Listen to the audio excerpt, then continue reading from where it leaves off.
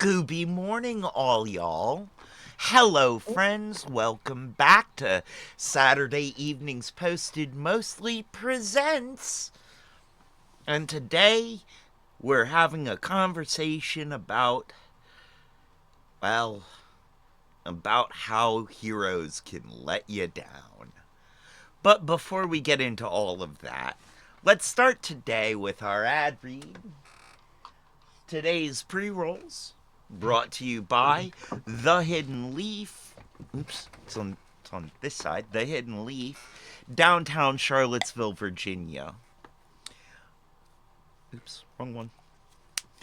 On the downtown mall, uh, 105 West Main Street, Suite 200, above the bricks, between 10,000 Villages and Hamiltons. A great place to go with some great buds to get some great buds, eh, bud?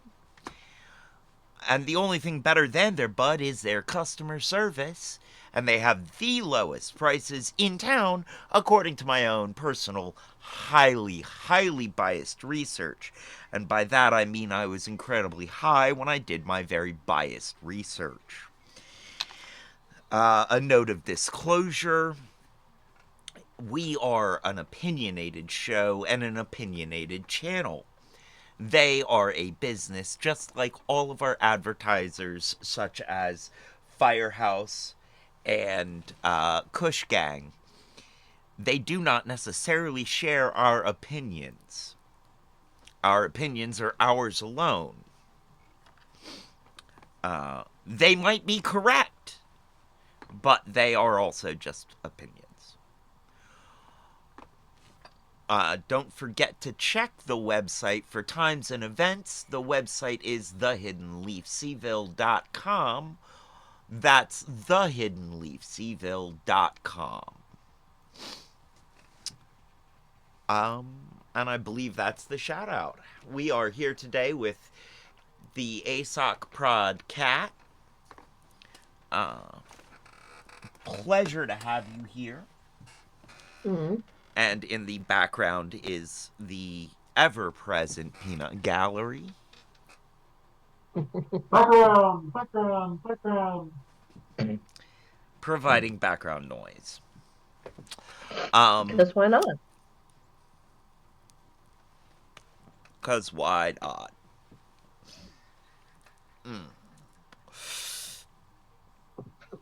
Always hits like a champion. Mm-hmm.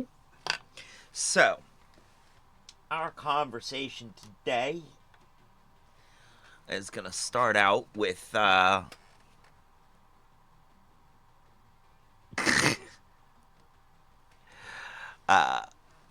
we're gonna start out by discussing the allegations leveled at Neil Gaiman Mm-hmm. and his response to them. Now, Mm. I don't have an article to pull up because the one you sent me wanted personal information that I didn't feel comfortable giving it. True. But I will say that after looking it up and getting a little bit more background, like, well, let's start with the stuff that Neil Gaiman's made. You know, Mm.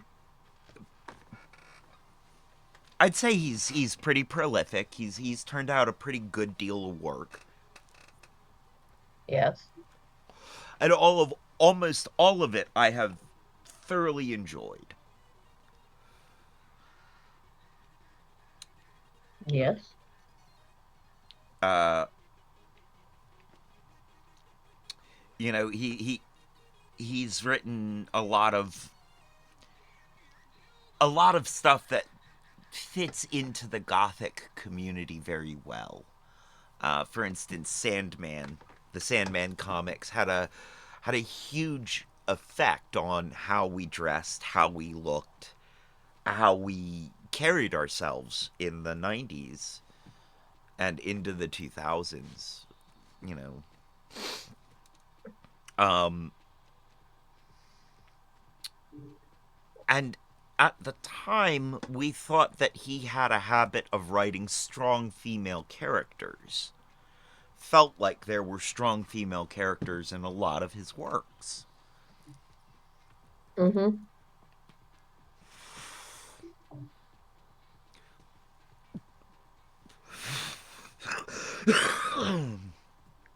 Um, and I don't see any problems with what he made. I can't pick anything out and go, ooh, that's problematic. However, these allegations against him are pretty yeesh. They're kind of condemning. Mm-hmm. Um, their SA assault, their SA charges. There's charges of, there's accusations of, uh,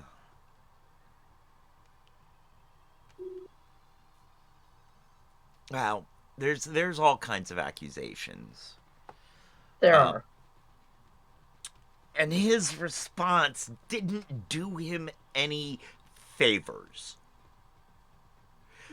One of the accusations is that he got intimate with the babysitter Mm-hmm.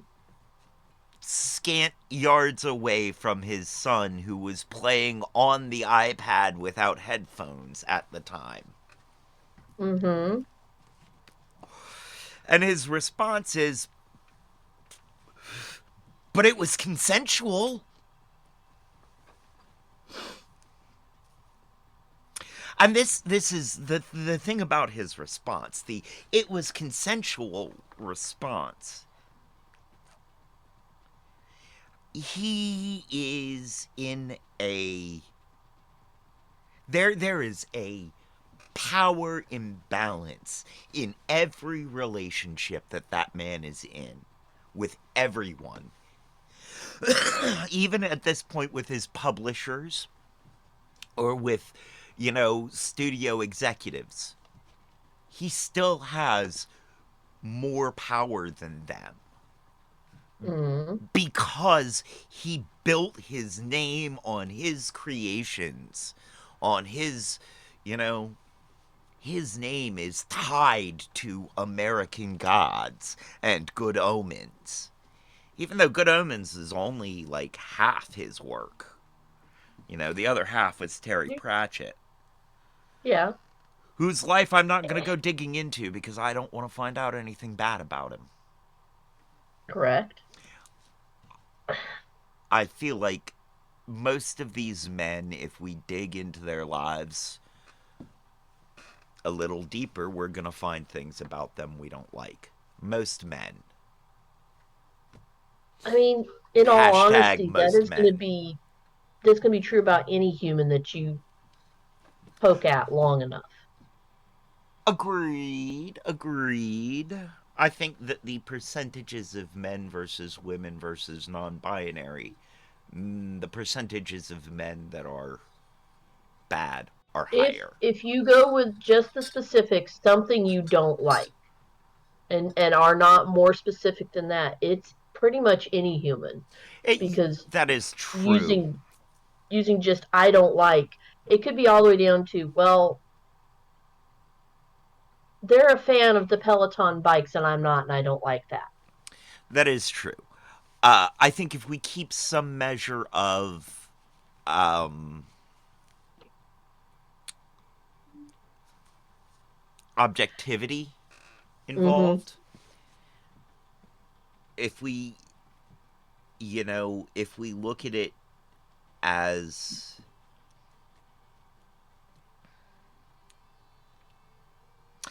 if we do set standards, Right. if we do set rules, if we, what we find is If you stick to the the rules, more masculine, the more rich, and the more white they are, the more they're gonna try and get away with. yes. Um, And I know that's a very like,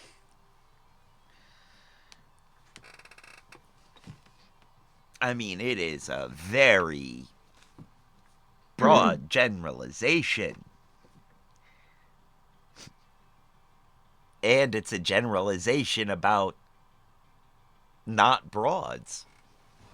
mhm, Somebody had to make that joke. that's fair.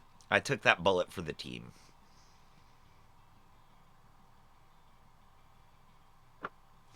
Um, Now, this is a strange. This is strange for me because let's back this up a little and discuss some stuff about Neil Gaiman's life. Mhm, His He comes from a Scientologist family, mhm. and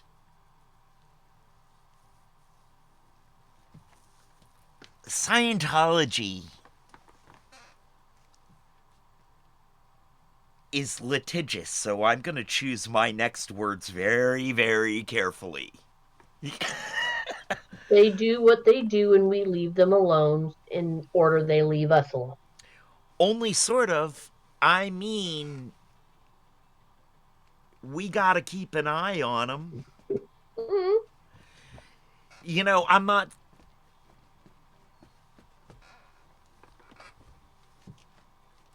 They They. are so litigious that they are one of the religions that you do not hear a lot about the inner workings from previous Ex- people. Except what you do hear aren't good things. Like I mean, trying to no, silence Danny Masterson's accusers. yes, You know, the sort of. the various ex-wives Right. that have left their Scientologist husbands and been like, I really want to talk about this and I can't. Right. Like, it's.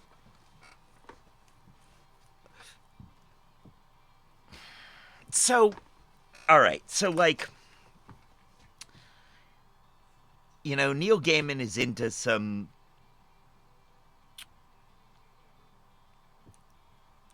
S&M,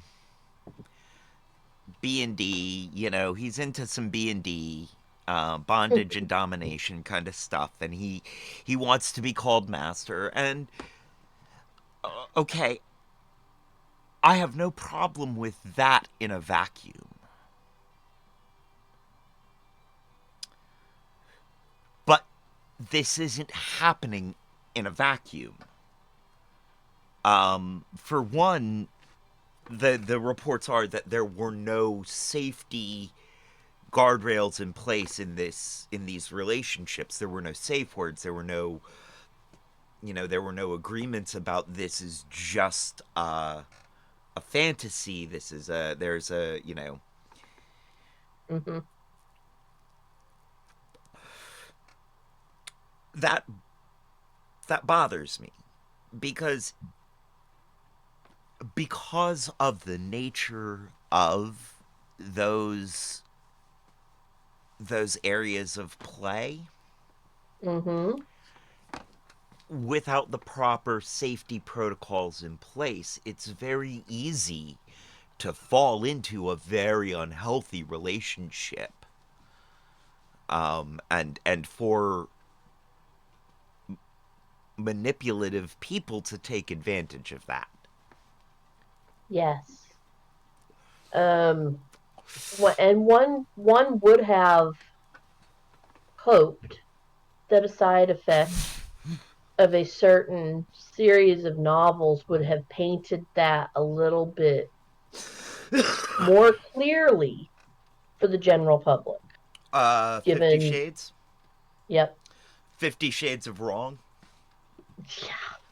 Yeah. I mean, I, 50 Shades of Grey I is not representative of that culture. And no, I'm speaking as someone who is only slightly in that culture. I want to make it clear I I'm not deep into the culture. I have done some research. I have but that's not uh and even as a relative outsider to the culture, I can see how 50 Shades of Grey is wrong. And from there, I can also see how what Neil Gaiman did is wrong. mhm. Um, When 50 Shades of Grey came out, I've got some friends that are in that culture, and we had conversations about the book and how where it was wrong and where, at least for their own relationships and the people that they knew, how far wrong it was and how upset they were over that book. right. And it's like, good to know, good to know. And they're like, have you read it? I'm like, uh, no, because I'd been told these things about it. And I was like, that didn't sound like something I was too interested in. They're like, good, don't read it. If you're going to read something like that, we have recommendations of these other books that are A, much better written, and B, actually a lot closer to what They're they're not. trying to portray. But come on, there's one definitive reading that elevates it to high art. Yes, but Gilbert Gottfried is no longer here to continue reading them, so I don't care. Yo, what? You have not heard of that? Gilbert Gottfried reads 50 Shades? Yes. Oh, find him, send Oh, him that. oh, I All love right. it. I love the idea. Oh, Hold on, let's see if I can you pull may my not Gilbert love it. Gottfried out.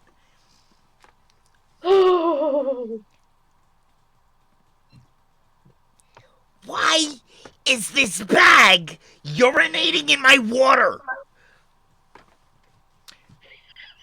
Nah, I can't. Oh, don't worry. I'm. St- We will get I this could sent to you. die from that surprise. Yes, I could have a heart attack and die from that surprise. yes. Why is this tea bag urinating in my water? I wanted coffee. Why is it tea?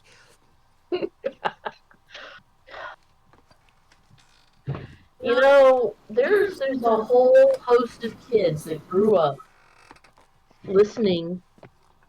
Where can I post this? I Um, can't send a link in Twitch. It doesn't allow. put pull up Discord and put it in the voice chat window. But there's a whole host of kids that grew up listening to him as Iago the parrot. Or as the Aflac duck. I mean, yeah, but Oh my Iago the god. parrot had So lines. he got. Why he got pulled as the 14 Aflac years ago. duck was the dumbest thing I thought. There you go. Right there. Suggestions. Pull it up. Let everybody watch it with you. Um, Yeah. for getting pulled from the Aflac.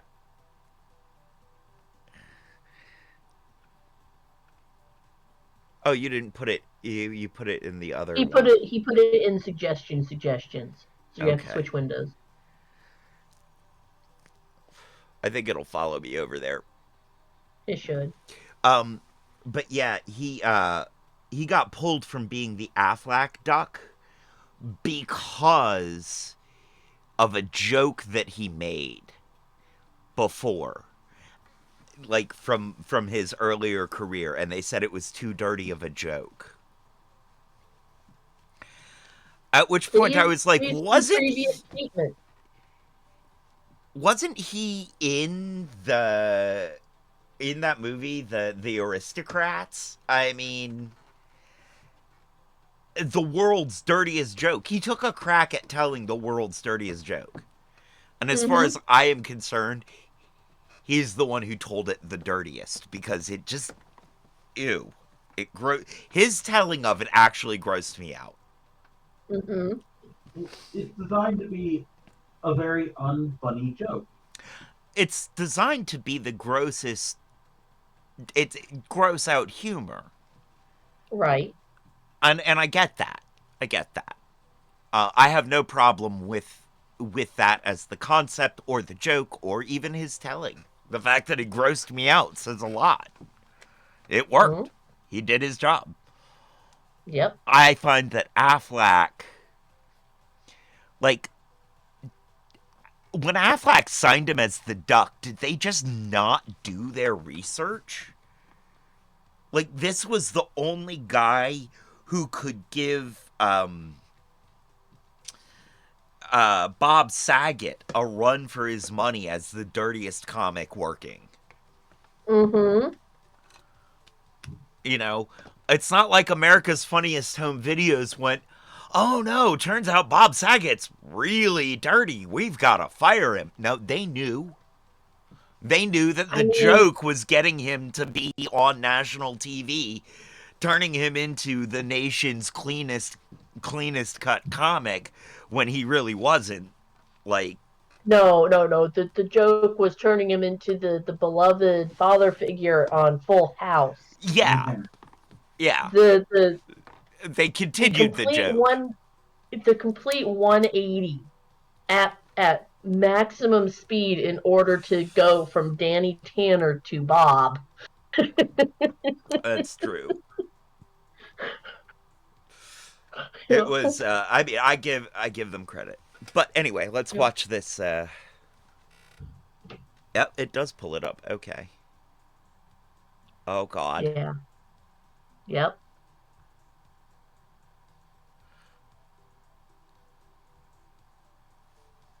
Oh, hold on. We're gonna have to do something here. Maybe. Yes. And give me a second, friends. Just a second. I need to fix a couple of things. There, fix that, fix that.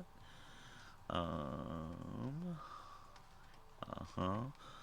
This, that, the other thing, doing the other thing, doing the other thing. Let's watch something. Alright, alright, alright. Alright.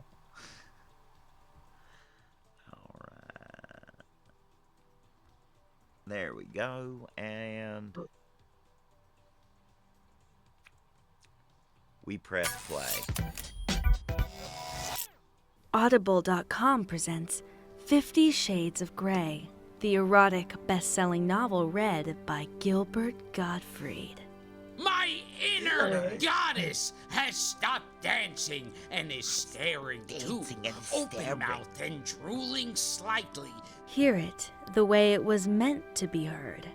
Keep still, he orders, and Alright. slowly he inserts his thumb inside me, rotating it around and around, You're gonna have stroking to the put it in front your wall of stream my window for vagina. Discord. No fisting, you.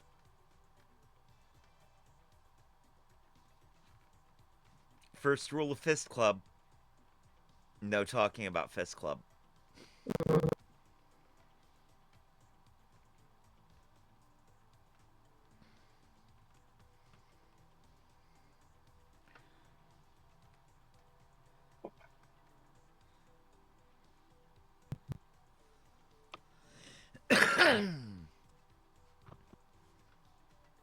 Ah, there we go.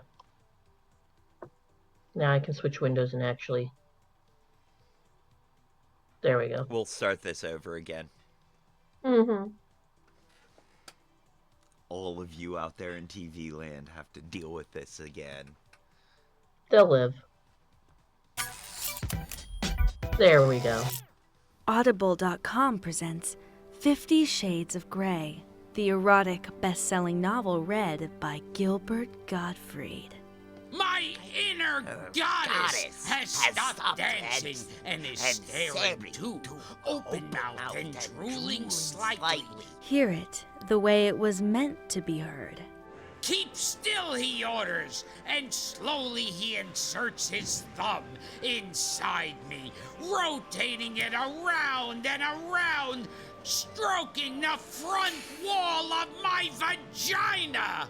No fisting, you say? Anything First rule of else Fist you Club. object to? I agree to the fisting, but I'd really like to claim your ass. Famed voice actor Gilbert Gottfried gives a reading that can only be described as sensual. Holy fuck, is this wrong? But holy hell, is it erotic? Let Christian Grey seduce you over and over again through the voice of Gilbert Gottfried. But when he hits my clitoris, I cry out loudly. Oh, please, I groan. Quiet, he orders, not taking his eyes off mine. He scrunches my panties in his hand, holds them up to his nose, and inhales deeply. His hands reach around and touch my breasts, and my nipples pucker at Wow. his touch. Holy shit. I Yep. think I'm asexual now. Hey, Pat from College Humor here. Thanks for watching. Click here to subscribe and here to watch another video. Now I return to the Can I terrifying click here to digital shut realm I you always up? go to when my YouTube videos end. The Bye. definitely the best audio version of that book. Oh my double goodness. Mm-hmm. Fubble Duck. Mm-hmm. I'm glad we were able to introduce you to that. Yes. I had not lived until I had heard Gilbert Gottfried read 50 Shades of Grey. Nope.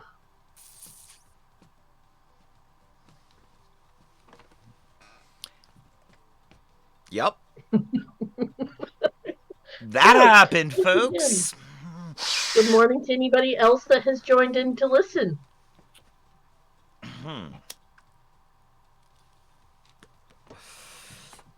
All right. Wow.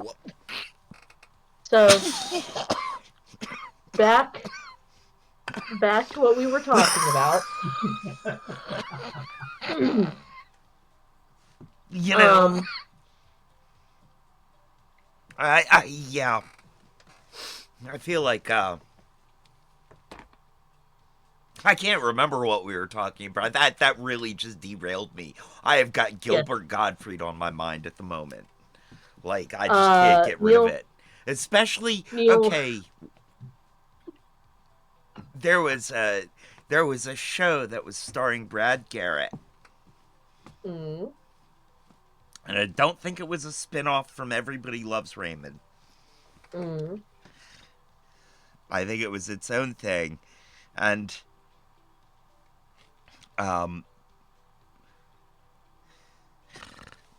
there was a joke in there about Gilbert Gottfried and Brad Garrett, you know, being very different heights. Brad Garrett very tall, Gilbert Gottfried very short. And they were in the men's shower at a gym together. Mm-hmm. And there was penis-sized jokes involved. Mm-hmm.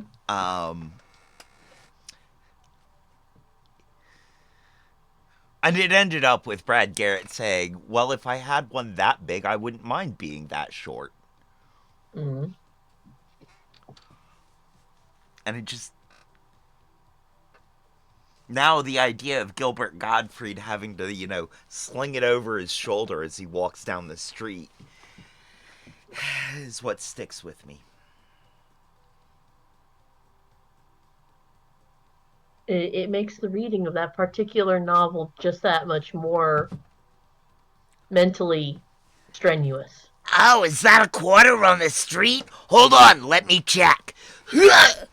Oh, look, it is.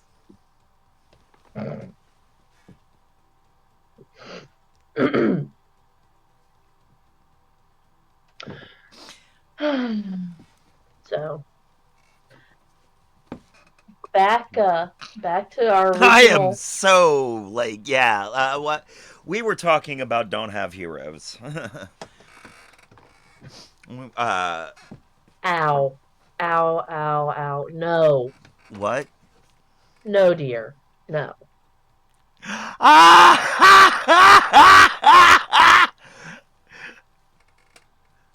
Chaotic Techno Wizard in the chat said, "Always have your own jump rope."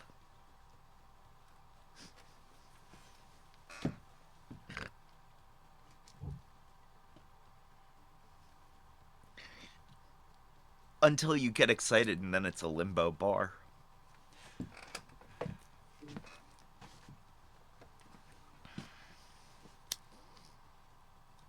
Mm.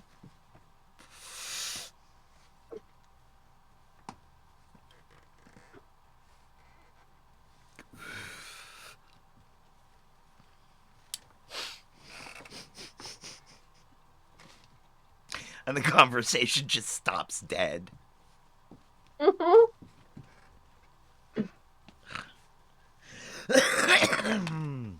Where's Lockpick when I need him?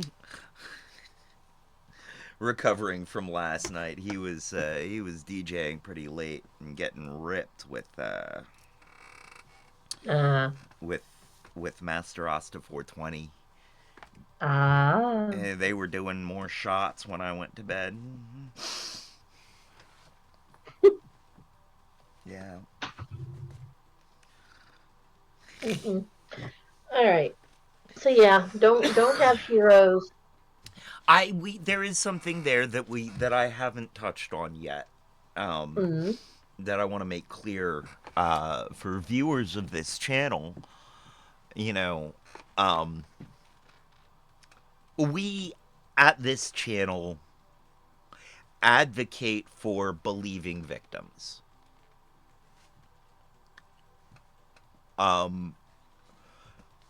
You know, I was likely to believe the woman's stories before I heard his response. After hearing his response, I think that the women's stories are probably more true than we thought, and that he's using perspective, you know, to spin it so that he doesn't look like as bad a guy. He's saying it was all consensual. But that doesn't, with this imbalance of power, and the fact that he used his wife to help this along, she, you know, that's in the allegations, and I believe that. I believe that she was party to it. I don't know if she was happy about it or not. I imagine probably not, even, but she was part of it. You know, consent goes beyond just getting a yes. Consent goes beyond the words. There has to be the meaning behind the words for consent to count. If these women said yes, did they say yes because they had no choice? That's most likely. Because, I mean, look at that power imbalance.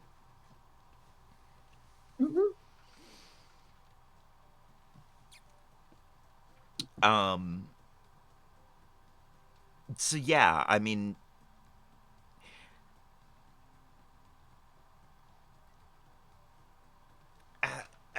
I want to make it clear that no matter what what the semantics of the situation were, it's pretty apparent that the reality of the situation was very bad.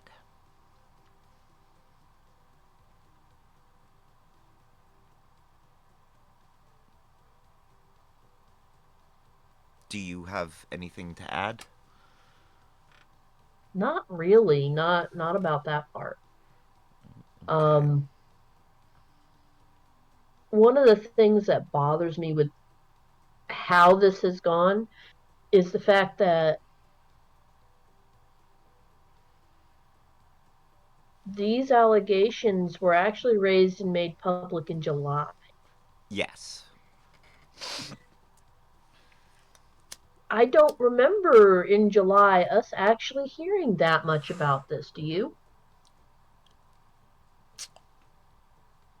Actually, I do. Okay. I remember hearing not much. I remember hearing a little thing. I Right. remember seeing small ripples and going, "Oh, this is bad." And I remember starting to Trilhala looked at something on her phone as I was going off about J.K. Rowling still, I believe. Mm. And Trilhala looked at something on her phone and looked at me and went, "Well, it's a shame we don't like Neil Gaiman anymore either." And then it was also it was around that time that oh gosh, what's his name? The director of Edward Scissorhands. Oh. Oh yeah. I know who you mean. I just can't remember the name right now. It was What? around that time that we started hearing sketchy things about him too. Right. And I started being like, "Well, this is coming."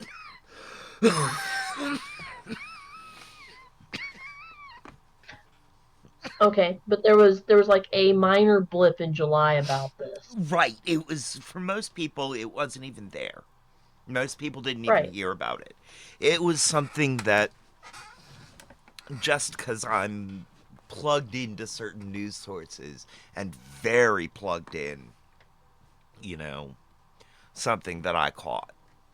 And not even me. It was something that Trilhala caught because she's so plugged into news sources.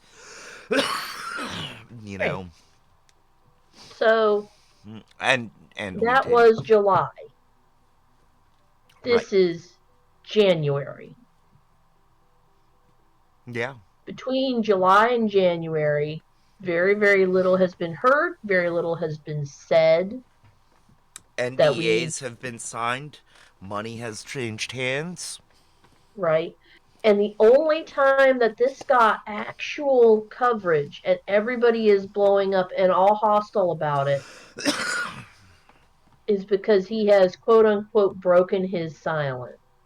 While the statement that gets me is he's breaking his silence, but he has also been strenuously denying since July. I was like, pick one, pick Yeah. one. Yeah. You do not get both. Yeah, no. Like, and again, it's his responses that make me go, "Oh, you did it." It's like, well, I wasn't sure before, but, you know, short of having pictures, I believe you. I believe you did it. Like, that dude mastered the self-tell. It's All like, right, and I'm going to be oppositional and play devil's advocate for a moment and say the parts that everybody else is saying so that you can set up and knock those arguments down. okay. Okay. Um, you know, He told on himself because it was consensual, and they're just coming after him for money now. Again, I point out that consensuality is impossible in that situation. The Because of balance, the balance in power, the power imbalance. It. He's rich. He's famous. He tells people if he told them that this was gonna happen, it was gonna happen. And I mean, and we didn't hear about this from July till now, when right, he officially broke his silence. right. Saying it's consensual is a self-tell. It was consensual. Dude, if you have to say that, it wasn't. If you have to point that out, then it was not. Like, And something that a lot of people forget is that consent can be revoked. oh yeah, yeah, yeah. Consent is something that has to be reapplied for at every step of the way. It's not, you know, you don't get blanket coverage there. You can't. You can't get one yes to cover everything. Especially not whatever games they were supposedly playing. Right. So the other advocate question is, you know, okay, but you know, don't all guys have to in this day and age repeatedly say that there was consent involved because, all these women are just coming after him regardless? Again, if you have to say there was consent involved, there wasn't. The number of times, the statistical probability that a woman is just after money is so low that we can disregard it as existing. These allegations, these kinds of allegations, don't pay off like a whole lot of money. I mean, they do for poor people. That's like, ooh, a lot of money, but no, it's not really a lot of money.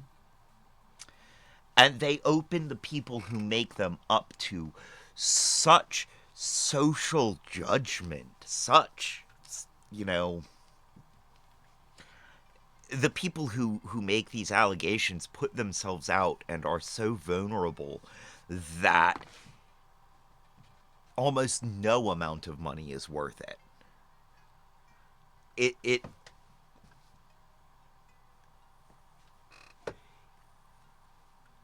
even in the one case I have been witness to where a woman lied about it, it was not about money.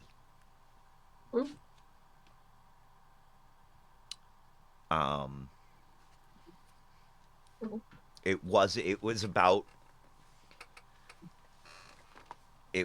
fear. She was afraid of what the reprisal would be if she'd done it well, if she had, if consent had been there. She was afraid of reprisal from, in any case,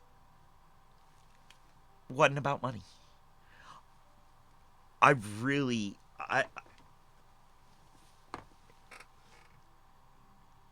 The incentive to lie about something like that is just not there. You know, mainly because most of the world doesn't believe like this channel does. Most of the world does not automatically believe the accuser. Most of the world will try to pick apart their stories just so that they don't have to disengage with this creative that they've enjoyed, just so that they don't Mm-hmm. have to face within themselves what it might say if they continued to engage with the works of this creative. Mm-hmm. Um, and I'm I am examining that within myself, you know? I'm not going back for a second season of Good Omens. Mm-hmm. I may never get Oh. the end of the show American Gods. Mm-hmm. Like, I'm gonna leave those where they are and let them die their sad little deaths. That's not to say That's that I didn't take away from his writings. Oh, I'm not watching another season of Sandman either. mm. I'm gonna But, say you and I have kind of differing views on that because mine tends to be more of if I already have the things and they brought me joy, I'm keeping them, and whoever wrote them and is causing pain can go rot in a corner. They're just not getting more of my money. I'm not burning my oh, books, no, no, but no, they're no, no, not getting no. more of my money. Yeah, I would never, I'm not burning my books. I will still keep both copies of American Gods and all, gosh knows how many copies of Good Omens. Mm, Good Omens, in the beginning of the book, describes itself as a book that's going to be lent out and forgotten about and dropped in the tub and have to get another one. mm-hmm. And it's been like that for me. Mm-hmm. It's been that book for me. And you know, so I'm Oh. not getting rid of any of that, but I'm not engaging with any more of his content. Mm. Um, Um. I'm done engaging with his content in that way. Um, just just so that he doesn't get more of my money. You know, So, I question. I don't have a whole lot of Harry Potter Mm, stuff, so it's not like it's like if I'd have to anytime I want a Harry Potter fix, I have to wrestle with my feelings about J.K. Rowling. yeah. But because I also didn't like how she treated Hermione. Like Mm-hmm. I've never liked how she treated Hermione, and No. I don't feel that bad about not engaging with it. It Mm. doesn't bother me, you know. All right. So this is not a devil's advocate question. This is just a question. Keeping that in mind, how do you handle dealing with the works of others that have become or are entwined with someone that you don't support? Because Terry Pratchett's dead. He has no way of distancing himself from. Uh, right. Also, that means that he's not getting my money when I buy his works. Other No, but his people are. estate is, his kids are, his whoever is. Yeah. No, I'm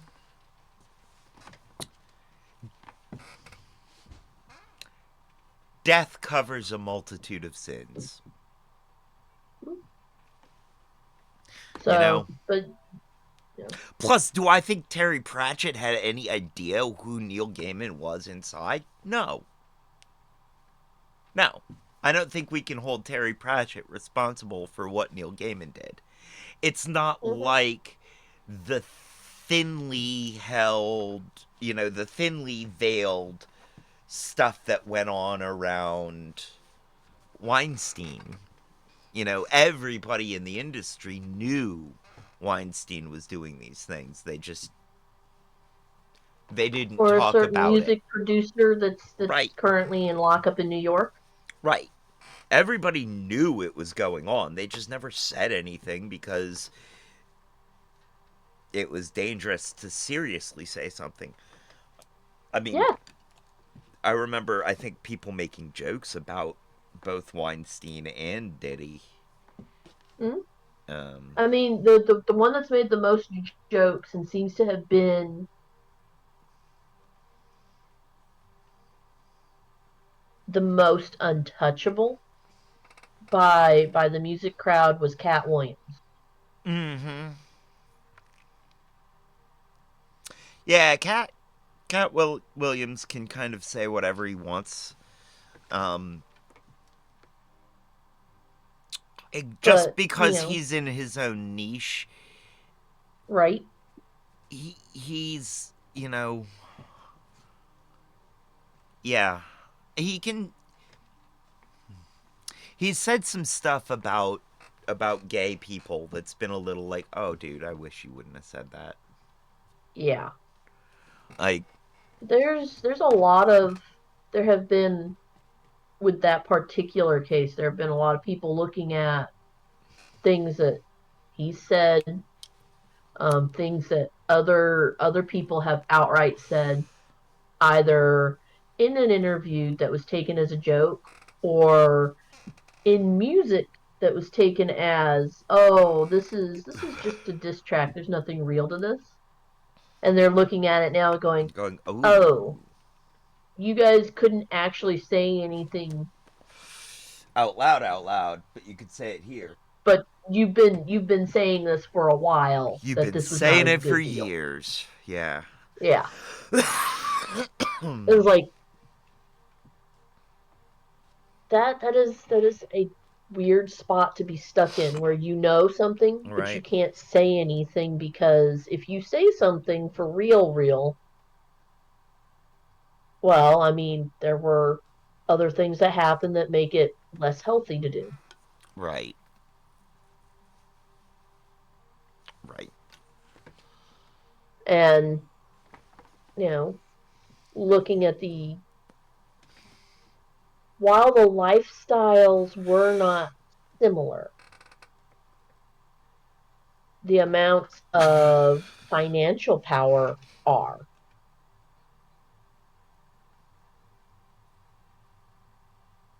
Yes. between all three peoples. Yes. Agreed.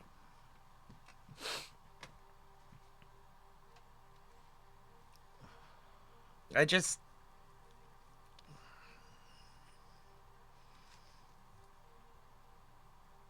I I've guess got my terrible things to add here that are not going to make this me happier.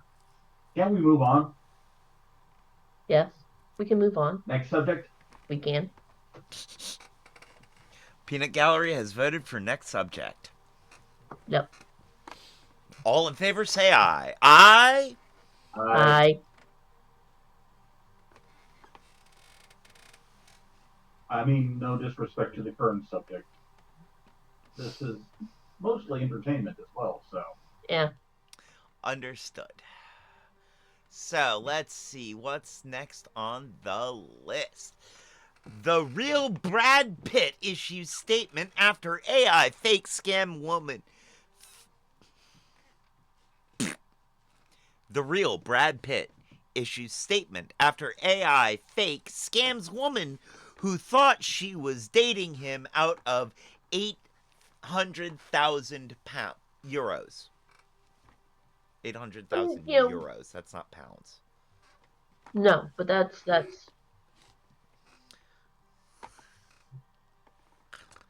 Don't the Brits wish the euro was a pound? mm,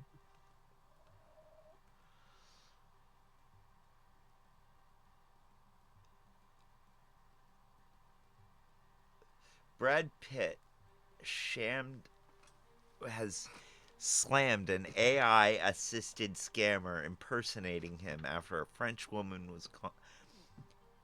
700,000 pounds. See, 830,000. So it keeps going up. Wow. All right, so you can put it at about $820,000, and that'll give you a fair thing, ignoring whatever there. All I'm saying is the number of zeros doesn't change drastically. No. Right. So the 53-year-old woman was convinced they were in love and the actor needed money for cancer treatment after around a year and a half of exchanges. Mm-hmm. It's a French woman. Yep.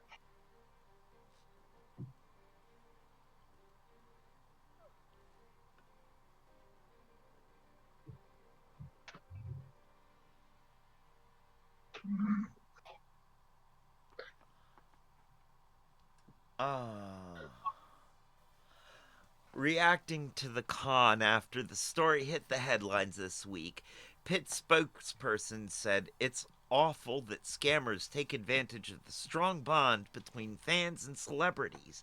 This is an important reminder not to respond to unsolicited online messages, especially from actors who are not present on social networks.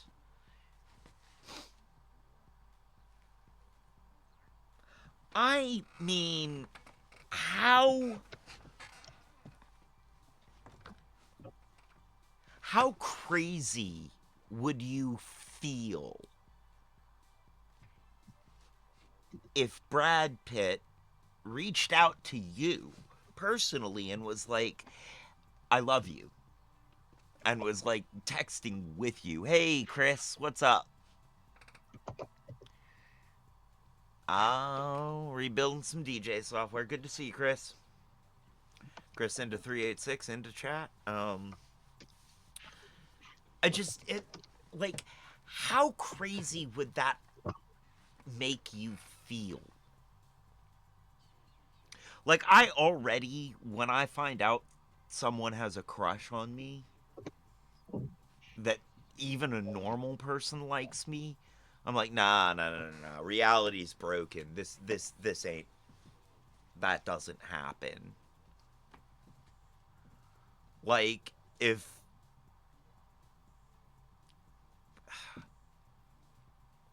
Let's say,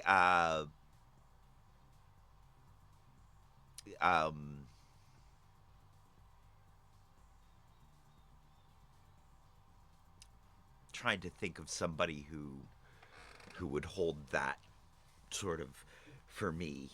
Oh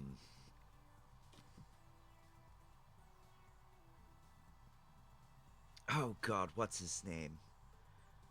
From the Dark Tower. I don't know. Or not from the Dark Tower, from the Gunslinger. From the Gunslinger TV adaptation. From Luther. Mm-hmm.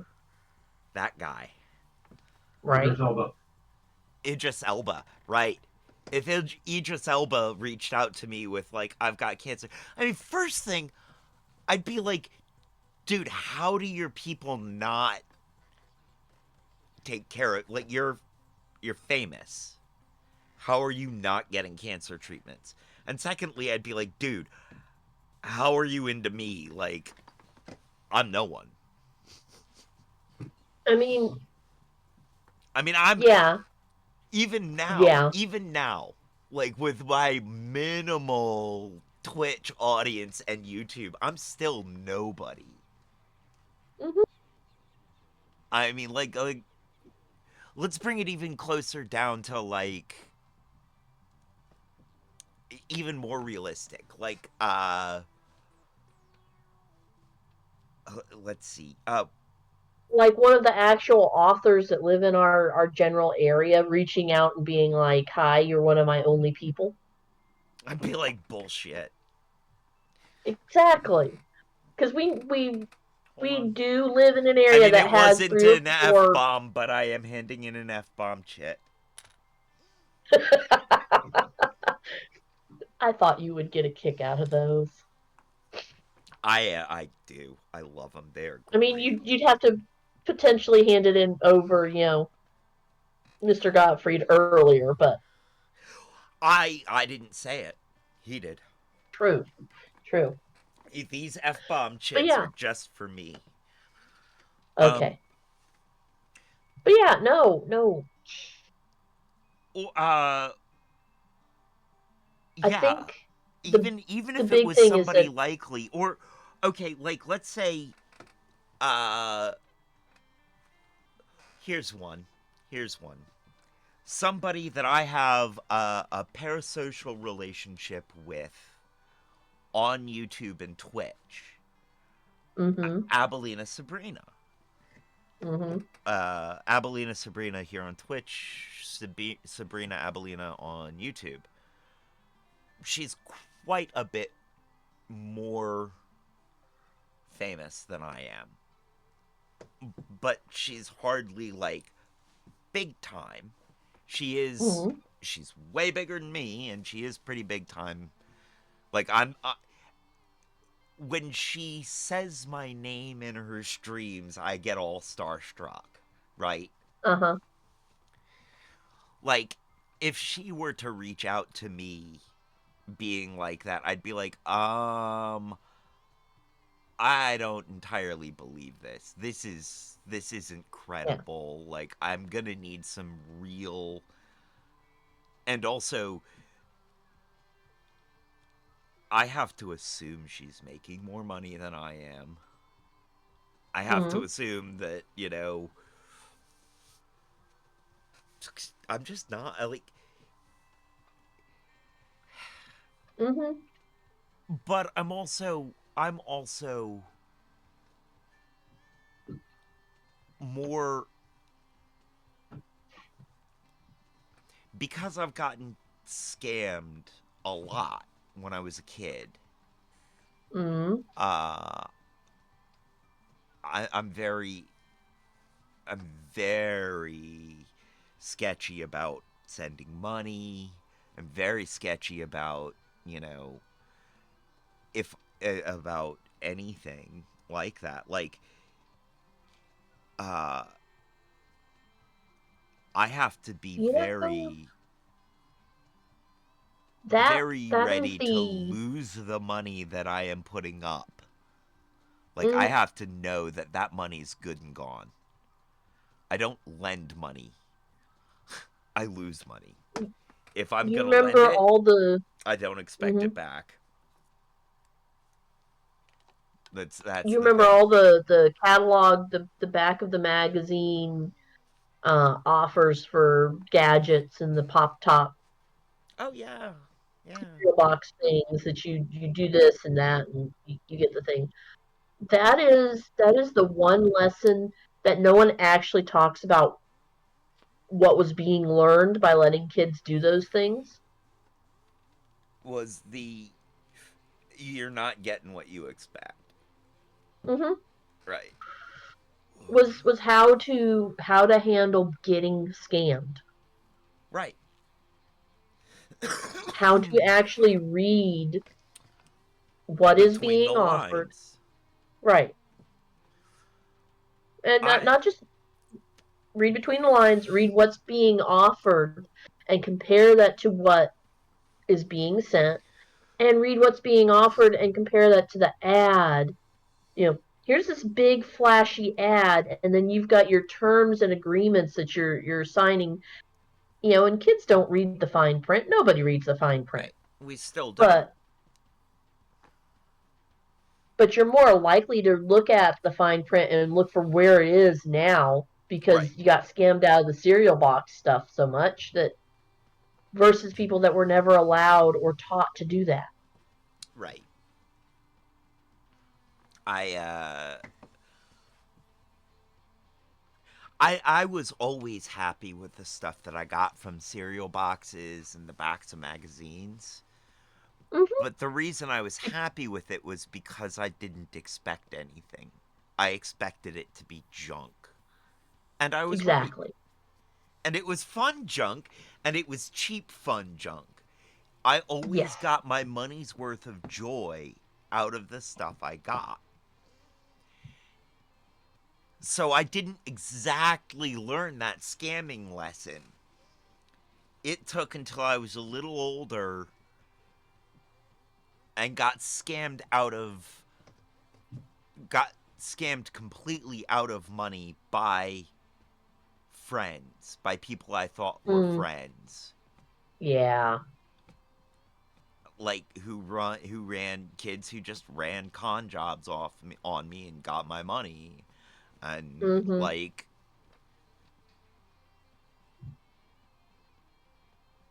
and it Yeah, hurt. that's It the hard one. burnt. It burnt. And so that made me be like very wary of scams. You know, What's the hook? Where are the strings? right. Why are you trying to get me to agree to this so quickly? You know, Oh. um and I also really wanted to fall for a lot of the other scams out there. Yeah. But they were pointed out to me as scams. And Mm-hmm. and then it was explained to me why that wouldn't work and and it was like, oh, dang. You know, True, but you were willing to listen when it was pointed out. yes, yes. Uh, Now, and my altruistic neighbor, altruistic nature, my altruistic mm, nature makes me an easy target. Um, you know, because I keep turning to talk to this camera, but in this view, that camera's the only one uh-huh. that exists. Because I have such an altruistic nature, I'm an easy mark. And Mm-hmm. because I'm such an easy mark, I've got my guards up. I'm like, I don't trust any of you ever. Mm-hmm. You know. Yeah. So Now, I will say, in this, well, not in her defense, but kind of in her defense, is that it feels very much like this wasn't an instant scam. It wasn't a case of, hey, I'm a star looking you up on Facebook. Can you help me with my cancer bills? It no, feels very much like it was a long whoever was game. scamming her. Yeah, It was a long and con. it's a lot easier to be fooled in a long con. It is, but the premise, Mm-hmm. uh, the very basic premise that he would be like in love with her, like even if somebody were pulling a long con on me, Mm-hmm. on somebody who wasn't as famous as him, like as somebody who was, well, okay, first off, someone as famous as him, just the basic idea that they'd be into me, Mm-hmm. it's just not there. Like,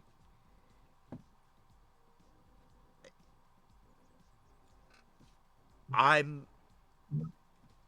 even at my best when I think I'm my most beautiful and I'm most secure in myself. Even when I feel like a 10, I'm aware that I am a poor person 10. And that is very different than a rich person 10. This is true. And Brad Pitt is a rich person 8. Uh-huh. And has been married to definitely some rich person tens, or at least 9.5s. And hasn't shown us that he's not a shallow prick. Mm. So for us to believe that, oh, he's somehow really deep and in love with us, again, the basic premise falls apart if you're honest with yourself. Yeah. But then most successful scams run on the person not being honest with themselves. They function on loneliness and a lot of self delusion. Bright And side, at least she was paying enough attention to what was going on around her that when she saw him at an awards ceremony, she was able to go, oh, this has been a scam, not, oh, he's getting better. My funds are helping him, and keep right, funneling money into this. that is true. That is true. Yes. Okay. I, So you on know, on to the next. I do want to point out, I say I get on this high horse about not getting scammed, being aware, but like, Yeah. okay, I'm being approached by a multitude of artists on Discord Yeah. asking me to do work for me. Yep. So far, they have all turned in acceptable work Mm-hmm. for the money that I've given them. Yep. And I am very happy with Marina Ion as our outside artist in resident. Yeah.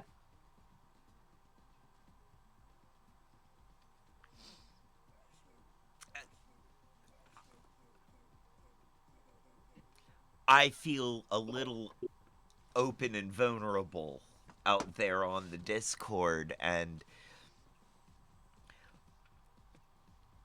I sometimes feel like I am being very trusting. Well, you are and you're not.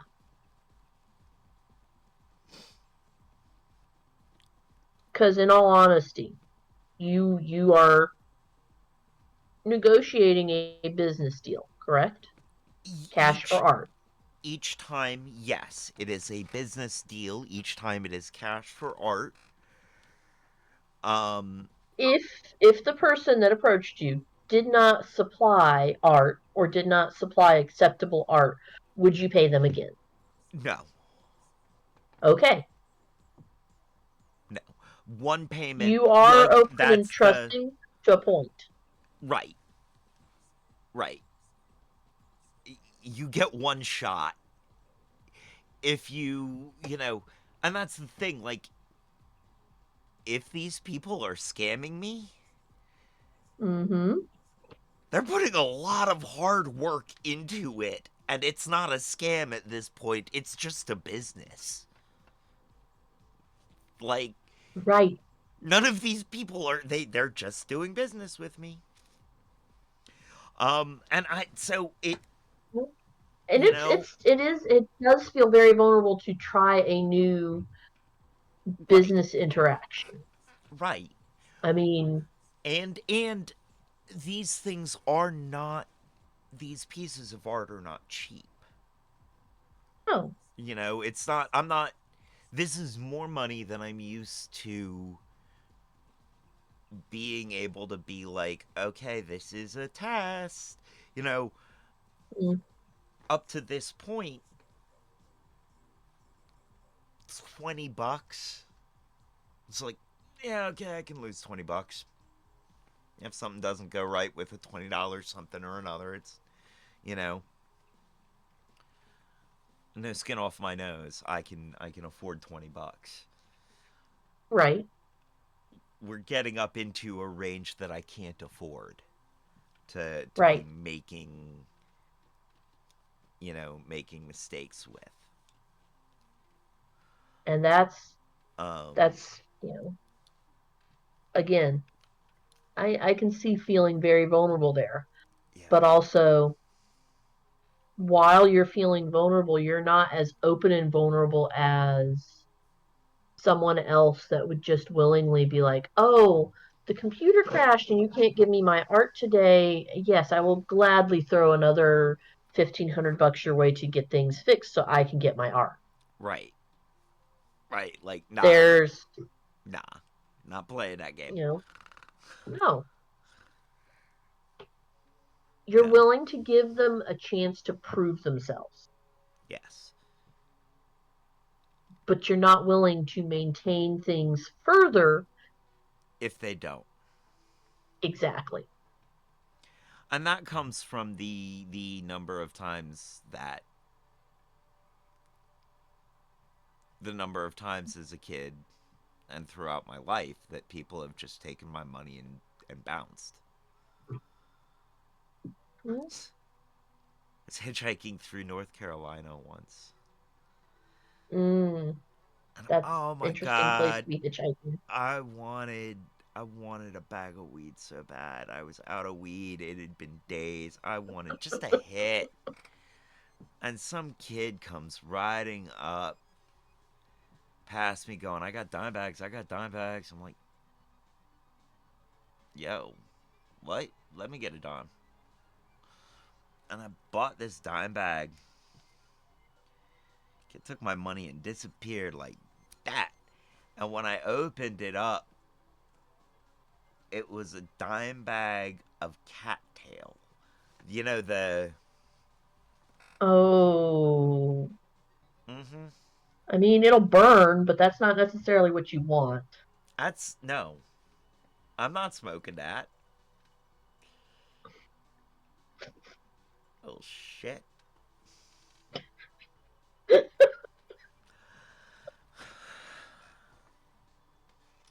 Okay. Oh, I dropped that So F-bomb. I mean, we all get taken Gandalf's going for to a steal ride. the F-bombs. Yeah, right? Gandalf ain't doing nothing right now. Gandalf and All right. Piccolito are sleeping on the bed. Just laid out. So, I do we want to move on to the Yeah. Marines, or do we want to move on to the absolutely lastly Looney Tune story and call it good? Let's discuss this Marine situation first. Okay. No, not that. I don't want that program to open. Of course you do. You know you do. Okay. Now, the Marines story. So, what happened is I read this headline. I was sitting there reading, just sort of looking at my phone at Hidden Leaf, as I do. Hmm. Looking at my phone, and I saw this headline. The headline was... Let's see if I can find it. Oh. I mean, I put it in the thing for you.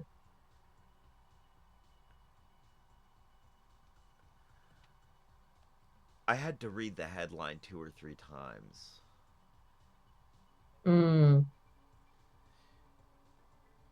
Yeah. But they've changed it. Ah. They've changed the headline. Probably because they got yelled at for it. Maybe. I think it was...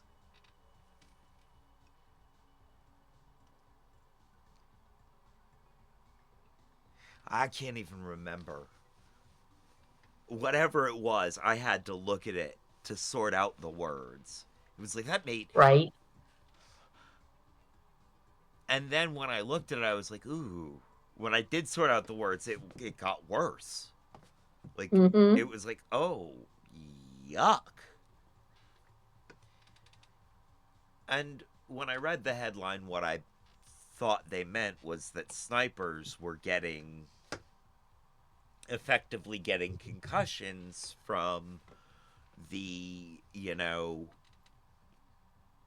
from the pressure wave from their bullets, like right up next to their head. So, the pressure wave would push the stippling into the brain a little bit and give them a Mm-hmm. tiny.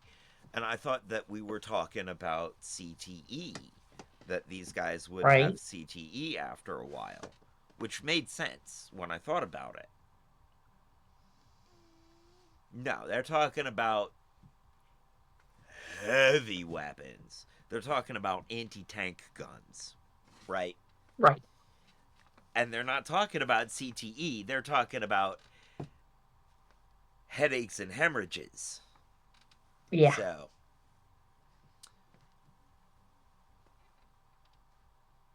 You know, yeah. let's. Definitely something on the Military order of personnel who fire certain Can you hear that? yes. Okay. Definitely something on the order of.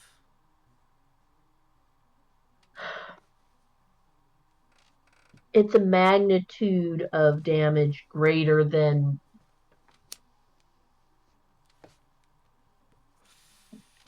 what you would expect playing an actual full contact sport like hockey or football. Yeah. It's like this is It's yeah. more damage than was expected by a lot.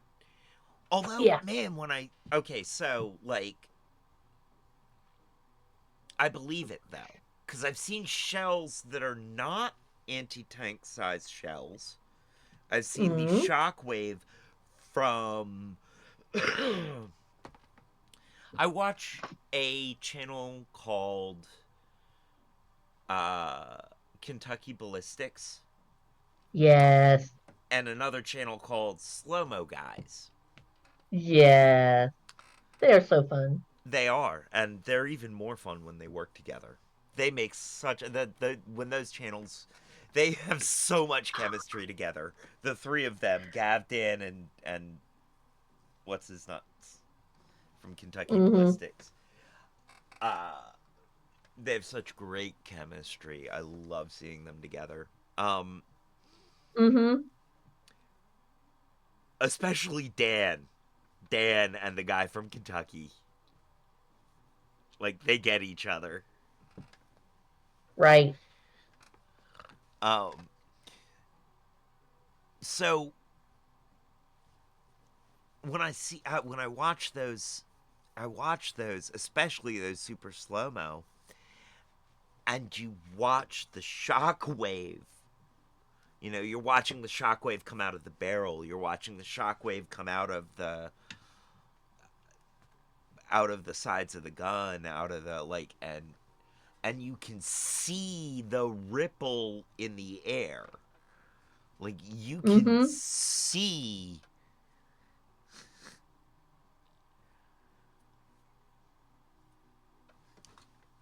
Right.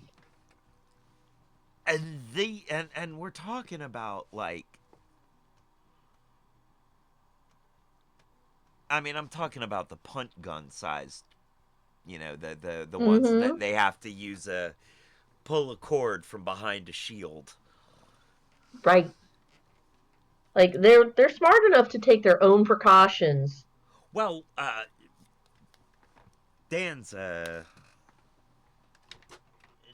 an explosives expert, an ex-military Mm-hmm. explosives expert, and Gav is a small and squirrely little guy who is well aware of how destructive things are. Right. What's his name from Kentucky Ballistics? Stick a thumb in it. Oh my god. Yeah. So yeah. So that stick a thumb in it story is he was shooting uh Was it an AK-47 or was it an AR-15? It was something. You were shooting I would say something, probably a AR-15, but either way. and it exploded. And shrapnel cut his jugular. Yeah. And he stuck a thumb in it. It saved his life by sticking a thumb in it. Hey. So just stick a thumb in it. And I love that. I love that guy. Like, that is...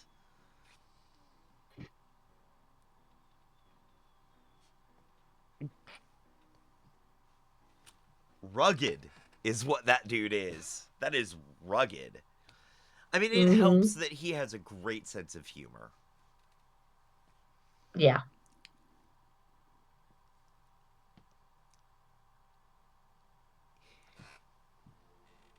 It helps that I have an adolescent sense of humor.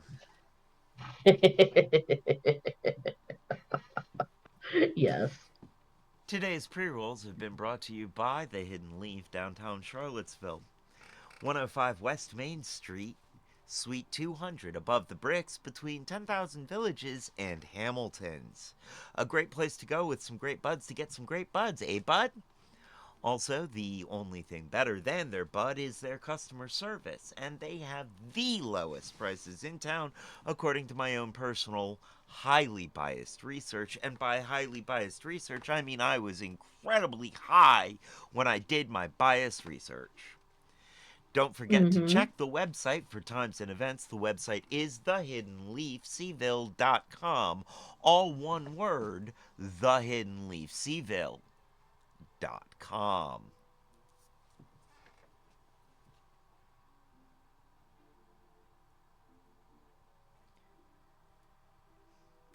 Going old is mandatory. Growing up is optional. Growing old. Sorry. I mean, however you want to say it. But yeah, growing old is mandatory. Growing up is optional. That should be the tagline for this channel. I mean, you're not wrong. All right, so let's give this 8-minute listen, because we have come in here, made jokes, and now let's give it some due attention.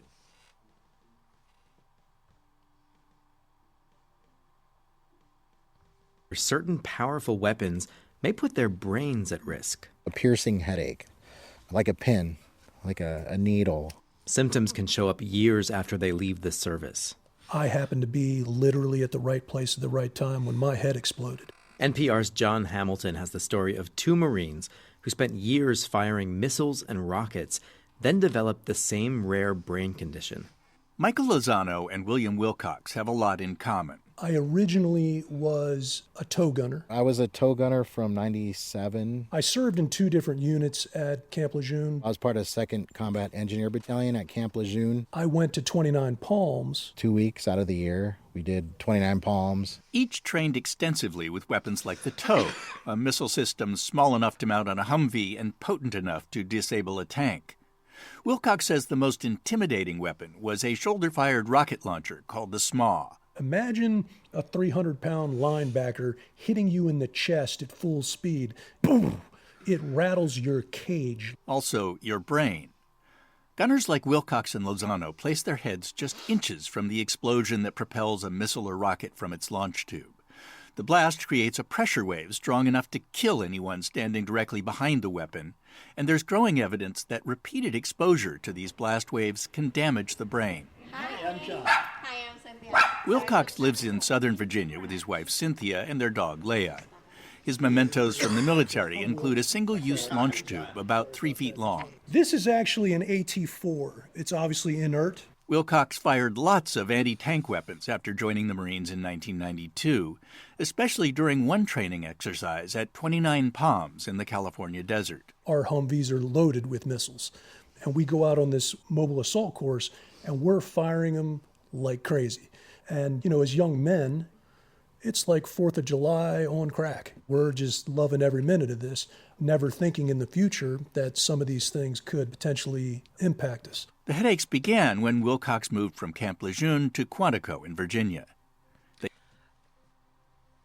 We can't just blow past like 4th of July on crack. No. That is,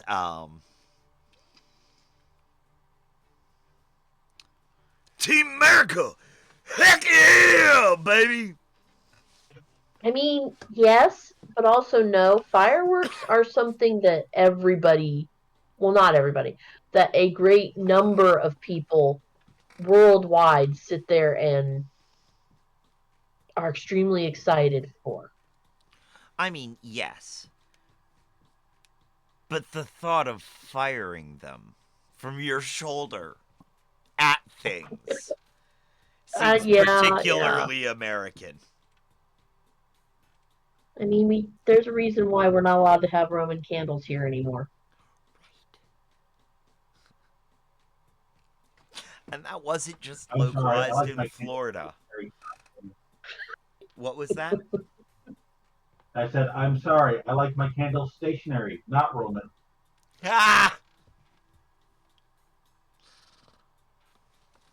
I disagree. I like them to move around. I like the extra challenge. I like when my fireworks can fire back.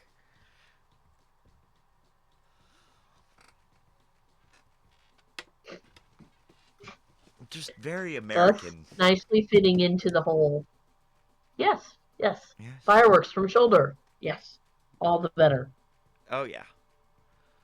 Except for fireworks on crack from the shoulder. At stuff. They kept getting worse even after he left the firing ranges to become a computer systems specialist. I took Excedrin basically like candy. I used to drive home during lunch and pop some Excedrin, take a nap or whatever, just to get the headaches to go away. In 2000, Wilcox moved to the private sector. Despite the headaches, he thrived. Fast forward to 2014. Wilcox and some friends go to Penn State for homecoming. They're watching a band. Wilcox feels a headache coming on. I go out of the bar. I sit down on a bench. I put my elbows on my knees like this, and I notice that I'm losing control of my arms. His brain was bleeding. Ooh. The cause? A tangle of abnormal blood vessels called an arteriovenous malformation, or AVM. The condition sends high-pressure blood from the arteries directly into fragile veins, which can leak or burst. Wilcox recalls an ambulance ride to a local hospital, then a helicopter ride to the medical center in Hershey. Emergency surgery removed the AVM and probably saved his life. I spent about 3 weeks at Penn State Hershey, relearning how to walk, cognitive therapy. Wilcox got better, but not enough to go back to his computer job. He has a big scar, several titanium screws in his skull, and memory lapses. I don't know if I already mentioned this. Sorry, I do have. What was that?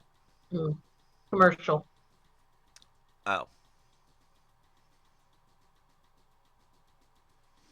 Yeah, I am not getting commercial warnings. And break ends in 57 seconds. I'm not getting commercial warnings because I'm there as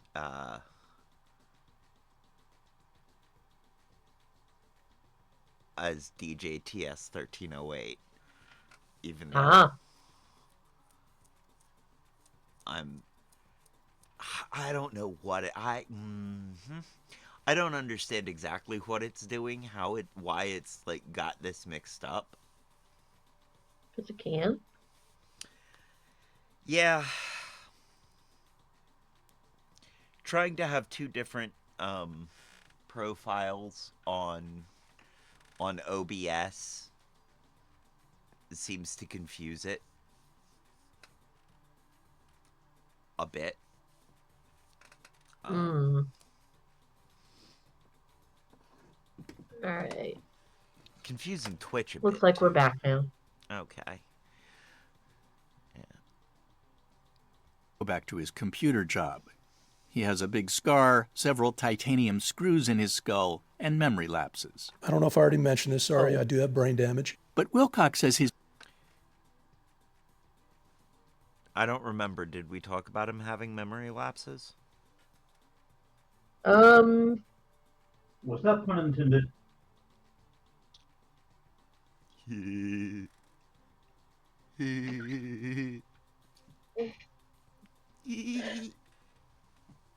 Maybe.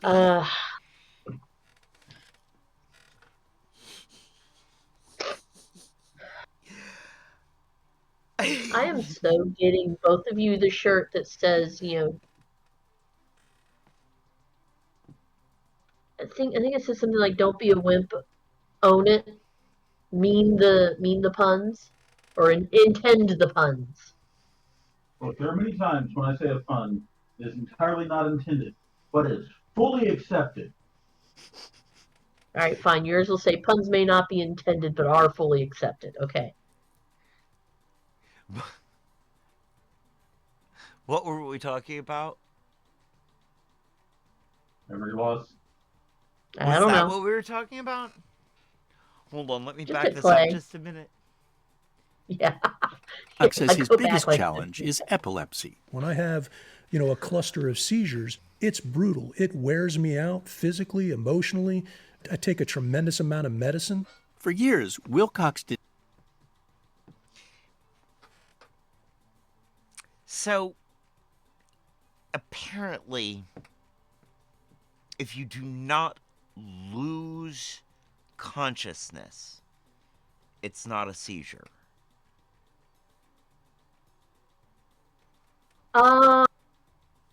It's a That seizure. does not sound correctly. It's a seizure-like event. Even if your muscles are seizing, if you don't lose consciousness, if you're still there through the whole thing, even if you're like somewhere else, at least that's what a doctor told me. They told me that I was having seizure-like events that weren't full-on seizures. Partially because my consciousness was entirely still there.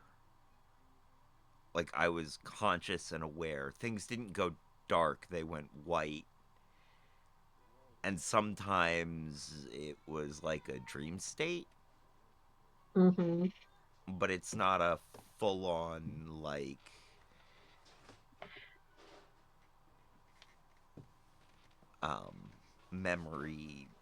memory wiped, everything completely blank, fade to black for a period of time.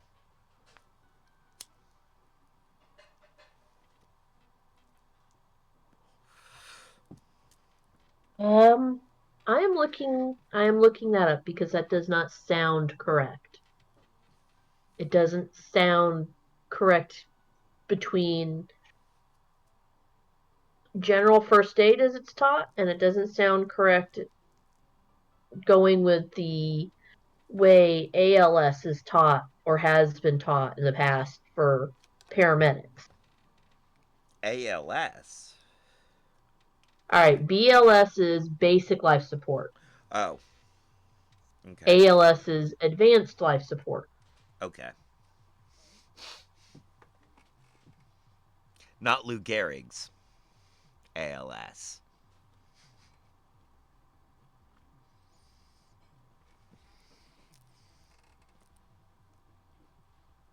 Right. That's what I thought you meant.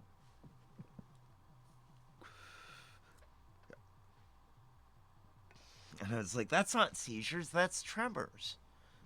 Okay, so...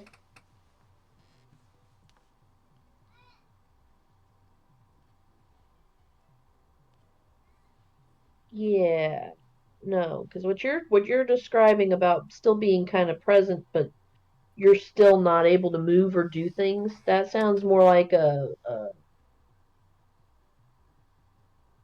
focal aware or a partial seizure.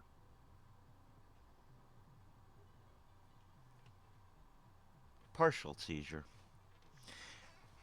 It looks very much like a real seizure. Mm-hmm. It looks like the stereotypical seizure. Sometimes. Although it's not So very, they only take half your stash. Huh? What? I said they only take half your stash. Wrong kind of seizure, but yes. No, actually, this is a great meta too. I'm sorry, I'm too broke to afford a full metaphor.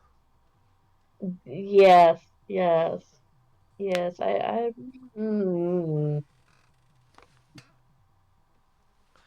But yeah, no, it's like they only take a quarter of it. It's a quarter seizure. Not a dime? Because they only take a dime back? No, I will they walk only away. take a quarter. A quarter is 2/8. Eighths are 3.5 grams, so a quarter is 7 grams. They only take 7 grams.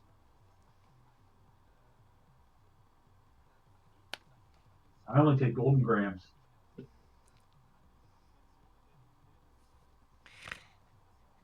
Because the gram of graham crackers was a cracker.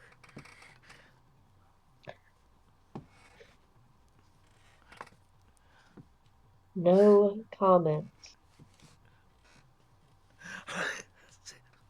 All right, let's finish up this. Absolutely no comment. Let's finish up this story about memory loss and brain damage. What were we talking about? Yep. Brain damage. That describes us. Oh God. I thought there was something else brings- in there, but I can't remember. His brain hemorrhage with his military service. Then a friend told him about another Marine gunner with an AVM. Michael Lozano and his wife Valerie run the Warhorse Ranch near Steamboat Wait, Springs, didn't we Colorado. already talk about this guy? It's a place for people who've experienced trauma. We have 10 horses and a donkey. So we have to have the donkey. Where's the donkey? He's out here. Oh, he's probably right back here. Lozano grew up in Ventura, California, skating, surfing, a happy childhood. So when I turned 18, actually 17 and a half, I joined the Marine Corps. That was in 1991.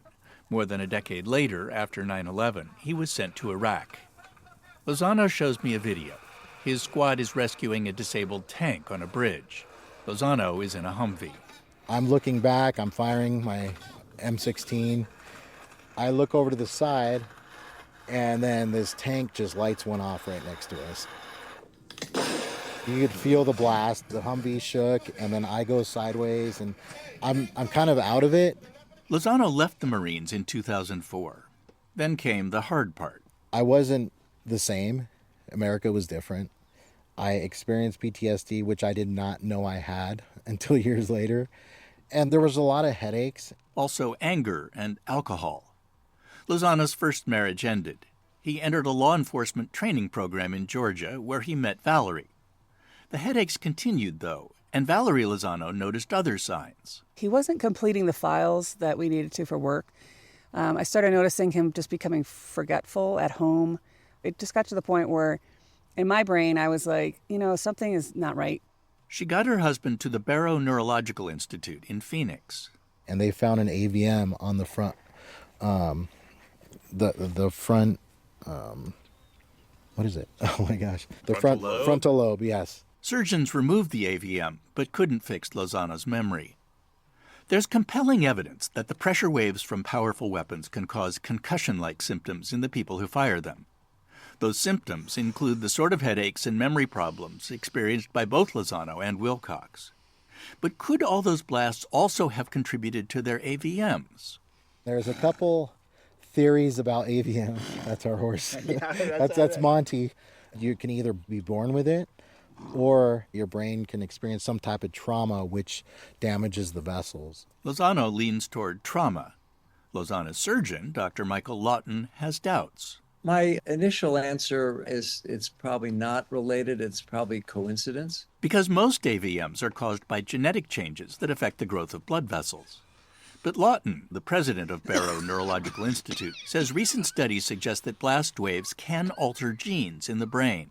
And it may be that the more we study this, we find that blast injury could be contributing to the same sorts of genetic abnormalities. The evidence is stronger for blood vessel changes less extreme than an AVM. Dr. Iboya Chernak of Belmont University in Nashville has spent decades studying the health effects of blast waves. We are gathering more and more information that indeed. What did their parents do?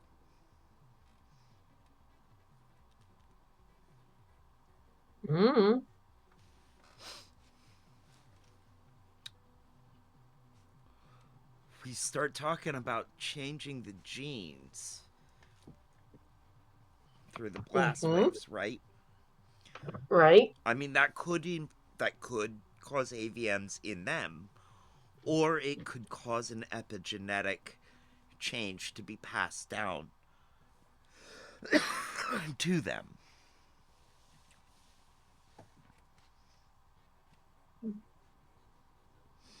Which, given how this is sounding really, really... Were their parents in the military? Were their parents, you know, in some sort of close association with blast waves? Could very well be.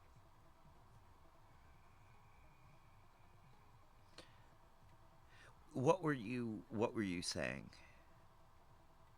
What were you about to say? This is sounding like relatively new research that they're conducting to figure out what's happening. And that may be a factor that they end up looking at later and going, oh, we're going to have to add this new question onto our physicals. You know, when you do your medical history, we're going to have to add this to it because, you know, yeah, if you've got a family history of cancer, we're going to need to know, but this is something new that we have to add. Is there a family history of AVEs? Is there a family history of using big weapons? Right. Yo, your family use big guns? So there's a check on the thing to see if you're related to Gilbert Godfrey? Basically.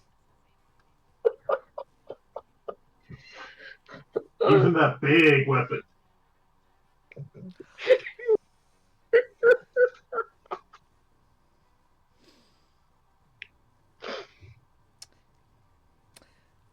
Moving on. I hate to Hit think play. of the blast wave that was emitted from that weapon when it was deployed. I tried. You tried. You tried. Does cause vascular changes in the brain. Chernak says even a single blast can leave blood vessels in need of repair. But after repeated blast, these repeated repair mechanisms could malfunction. In rats, this has led to malformed blood vessels that resemble AVMs. Much of the research on blast waves is supported by the military, which has taken steps to minimize blast exposure, especially in training. But that won't help veterans like Wilcox and Lozano.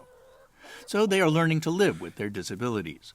For Lozano, that often means assisting veterans in the corral at Warhorse Ranch. When someone starts getting vulnerable, the horse will pick up on that and he'll come over and just either put his head on your shoulder, stand right behind you, kind of helps you calm down. Even if your brain is still recovering from blast waves. John Hamilton, NPR News.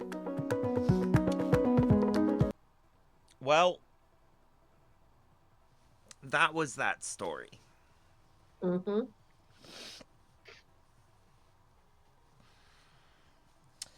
I think the takeaway from that story is brains are... We're still learning about how our bodies work. Brains are small, squishy things. Yeah. All right. You got one last story, and then we go. We do.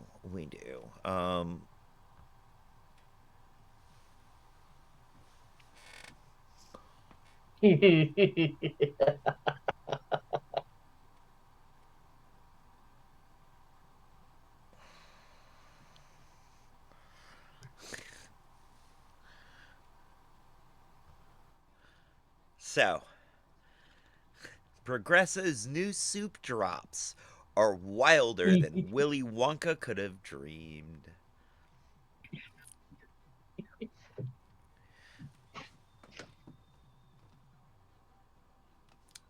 Thanks to a cozy new innovation from Progresso, the year is already off to quite the savory start.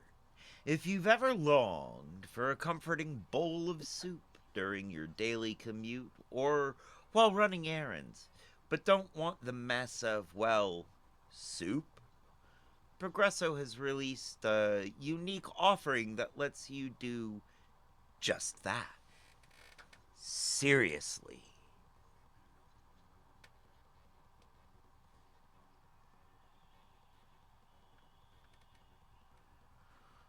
Yep. Hold on. Mega size 148th Unicorn Gundam Destroy Mode by Bandai. I want one.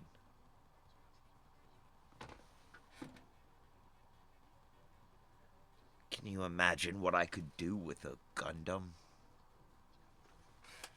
Get into as much trouble as I do. Right?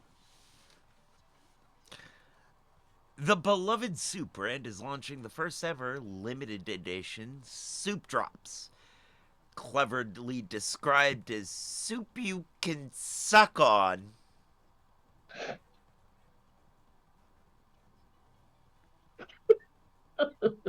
Where's Lockpick? I got some soup he can suck on. Mhm.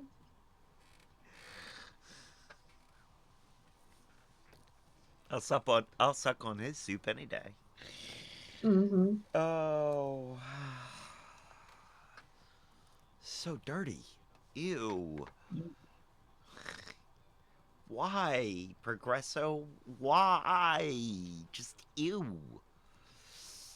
The soup drops are convenient hard candies that taste just like a bowl of Progresso chicken noodle soup. Progresso didn't skimp on adding all the flavor elements you love about chicken noodle soup, including broth, savory veggies, chicken, soft egg noodles, and a hint of parsley. With the month of January serving as both National Soup Month and the peak of cold and flu season, Progresso knew they wanted their iconic soup to evolve into something more fun and convenient. How do you evolve soup? It's soup! Pokemon. Or Digimon. Not helping! You didn't ask for us to help. No, I Oh, didn't. that's a I terrible asked thing for for you me to to be listen. funny. That's where I keep forgetting that I made my mistake. I mean, we already have the evolution of soups. Things like gazpacho. It's cold soup that's more like a dip. Or Bloody Marys. It's a cold alcoholic tomato soup. No, it's a drinkable salad. Ooh, drinkable salad. Good point. Drinkable salad is a cold soup.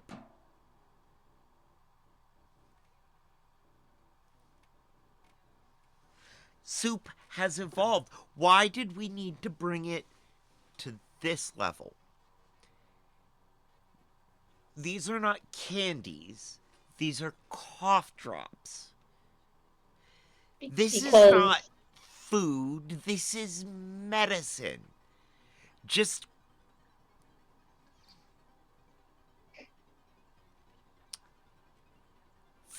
fun.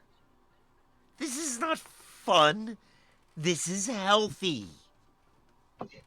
Not that there's anything wrong with being healthy. The very idea of this is brilliant. But don't market it as fun. I don't know.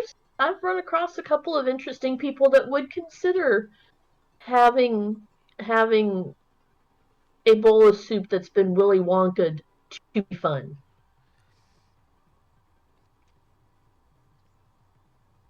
I will be getting these. I will be trying these. I probably will be liking these.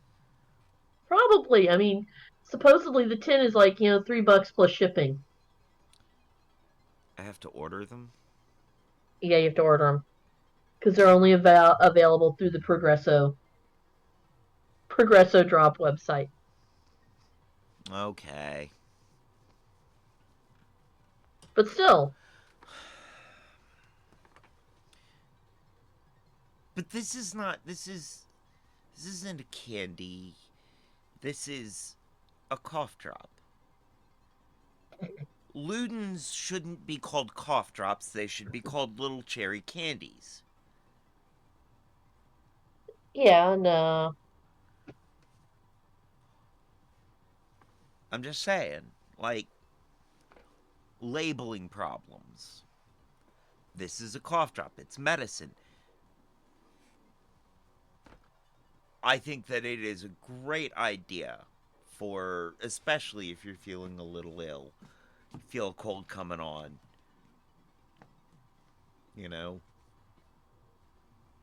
brilliant. I'm all about it.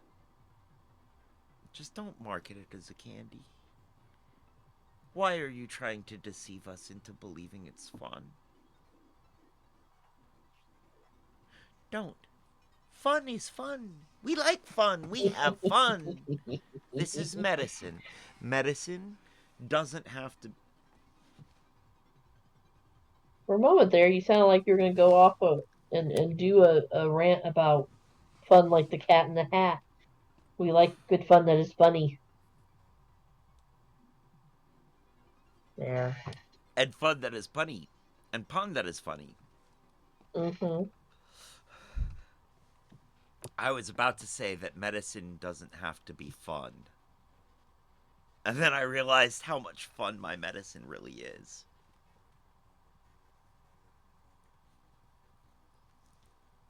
Mm-hmm.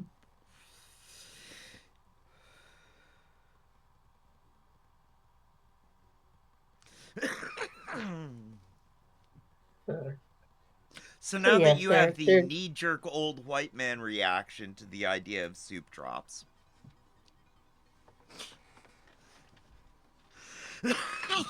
Actually, I think this is great. I think I've just talked myself into trying them. And I think I'm actually going to enjoy them. I think so too. Soup drops. You know what soup drop I want them to make? Drop, and I imagine the cargo load from a cargo plane going horribly awry and cans falling from the sky. I picture each can with its own little... parachute? Yeah. I'm not sure. No, that would probably actually manage to be worse than the WKRP turkey drop.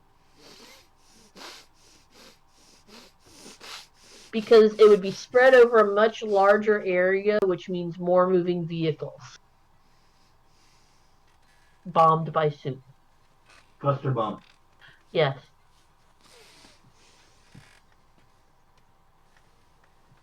Not quite a... I remember WKRP in Cincinnati. I don't remember that episode, but... Oh, gosh. Oh, gosh.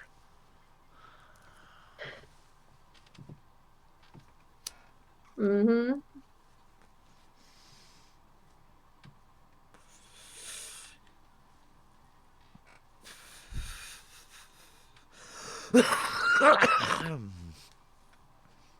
Well, friends, It has been another delightful episode. Thank you guys for joining us. It was a bit of an up and down episode, you know, talking about some heavy stuff there. Mm-hmm. But yeah, Soup from the Sky would be heavy. Talk about heavy rain. And now both of the giant food books are scrolling through my head. Although, if they only dropped aubergines, it would be purple rain. I'm sorry, no. The pickles go to Pittsburgh.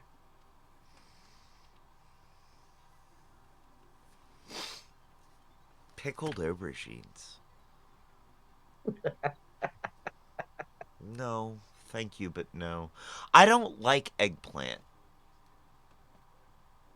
I'm not a fan of it. Then again, I've never had it prepared in a way that I've enjoyed, and it might be the people who have made eggplant unpalatable for me. Is it the taste or is it the texture? Yes. Okay.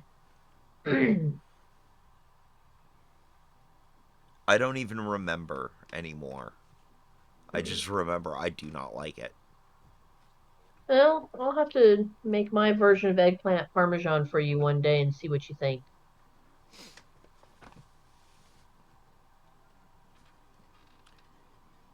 I remember it being particularly watery. Yeah. That was a little unsettling about it. Mm-hmm. But that wasn't my problem with it, per se. It was bitter and spicy. It was spicy in a way I didn't like.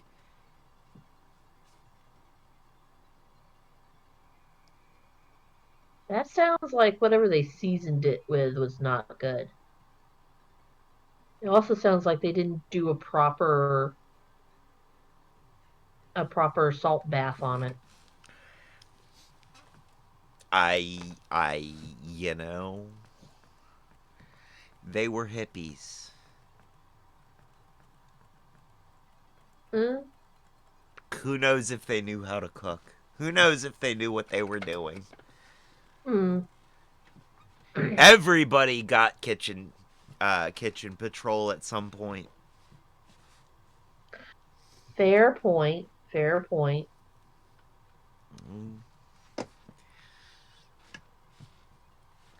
I think, you know, I think my distaste for certain things has been very much colored by how it was prepared when I was a child. Yeah. And then there are other things that I just inherently don't particularly like. And there's a bitterness there's a spicy bitterness in certain veggies that is unpleasant to me. Very present in broccoli.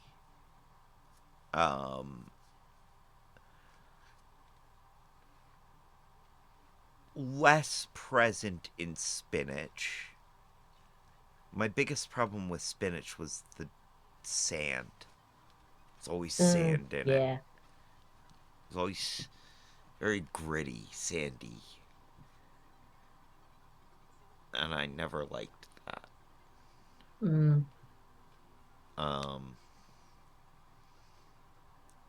Even the frozen spinach. There's always sand in it. Mm.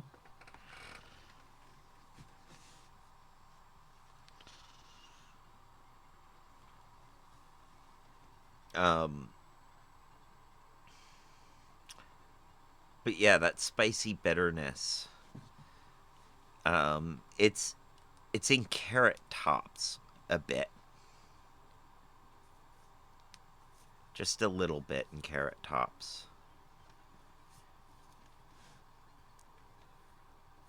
It's like... Do you find it in things like cabbage or Brussels sprouts or kale?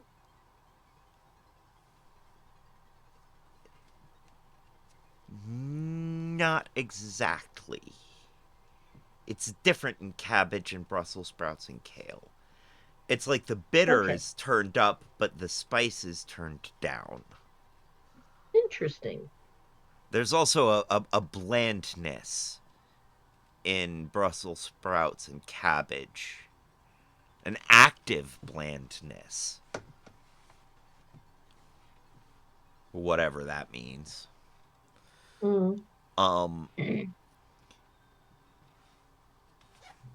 Kale,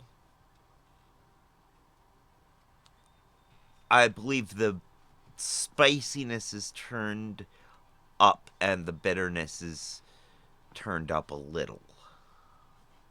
Raw kale.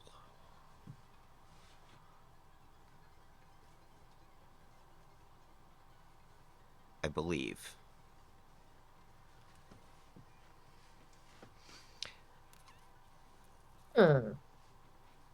That's an interesting puzzle. Yeah. It's interesting. It is. It's not that big a deal because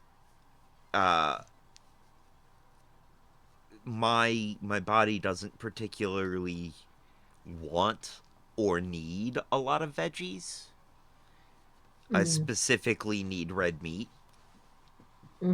My body craves red meat. I need to eat red meat. That's what I should be eating. Occasionally I crave a salad and I'll eat one and my stomach will go, that wasn't a good call. Like, my stomach's not a fan of veggies. Even when the rest of me is going, we could use some veggies.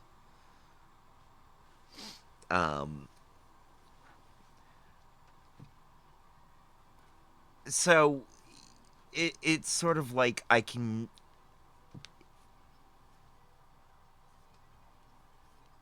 As long as I'm eating some kind of veggies, sometimes I can avoid the ones that I'm not... That have that bitter, spicy, bitter taste that I don't like.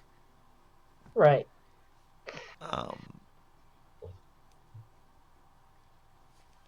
You know. And it's only pronounced, it's only really there when I eat it raw, straight up with nothing on it. You know? And unfortunately, that's how I like... Well, I like my veggies with some vinegar, some oil, some salt. Maybe some pepper, you know.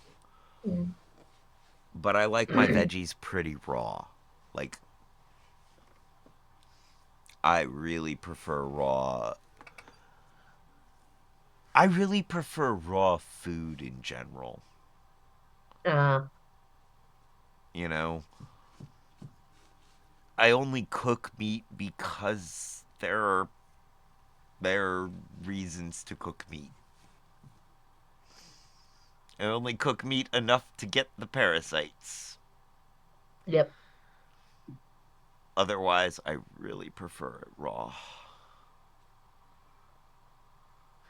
And it's not... I just find that raw food has more flavors. There's more going on flavor-wise. Hello? What'd you just drop here? Oh, is it Pokeballs? It was the closest I could come to Pokemon that looked like soup. It's Pokemon salads. Yeah. I don't know. I think it's Pokeballs.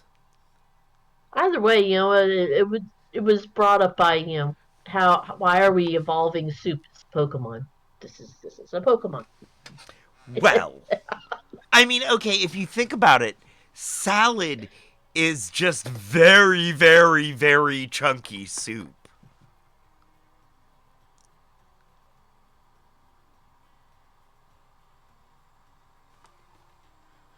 I mean, you're not wrong. Especially if you put Entirely. dressing on it. Yes. Right? And soup is just really wet salad.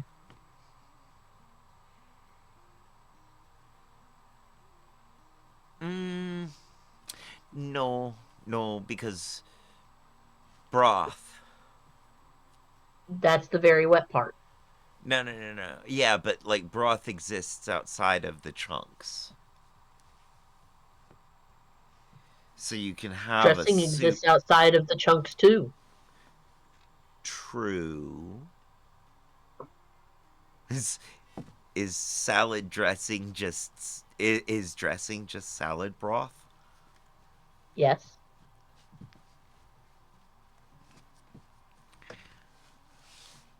At least if you eat salads the way I do.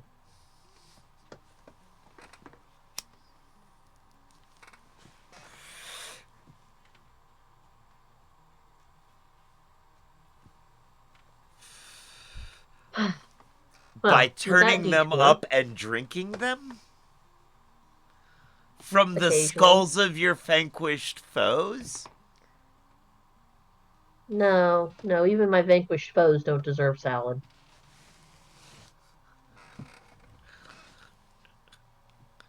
I think you've made a mistake. This is the kind of food that my food eats. Pretty much.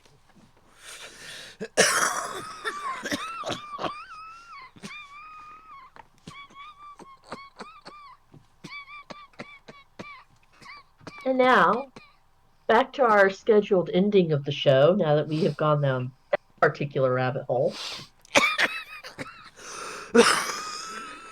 And now the sound of a car failing to start.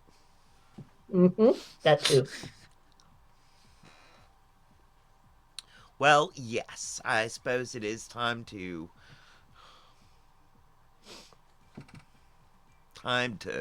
say goodbye, y'all. We've reached that point in the show where I say thank you guys for being here, Kat and Peanut Gallery. Thank you, Chris, for hanging out in the chat. Don't forget to join us tomorrow for some Sunday shenanigans while we play along with Wait, Don't Tell Me on NPR. And keep y'all's eyes out for that DJ TS 1308. A Spunyon spinning. Never know when they're gonna pop up. Thank you for being here. And now is the time on the show when I say, as they say around here. Go ahead, say it, Peanut Gallery. Say it. Well, actually, what I meant was, who... Oh, I figured you were going to ask, who says that? No one around me says that. I've run into two other people who say it. And one of them's here on Twitch. One of them's a DJ on Twitch. DJ VA Nice, I think.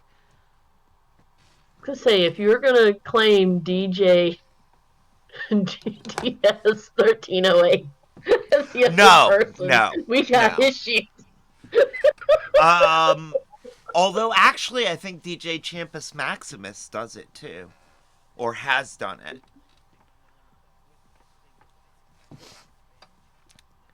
I'm not. I am being clear that there is no separation between Trevor Stewart 1308 and DJ TS 1308. We are the same 1308. I realize that. Which is why, if you're going to claim that as the other person. Right. No. Not doing that. TS Okay. 1308 is the same as Trevor Stewart 1308. Widget. Okay. Okay. Do it! 2 up. 2 down. VA. Double deuces. We're out, y'all.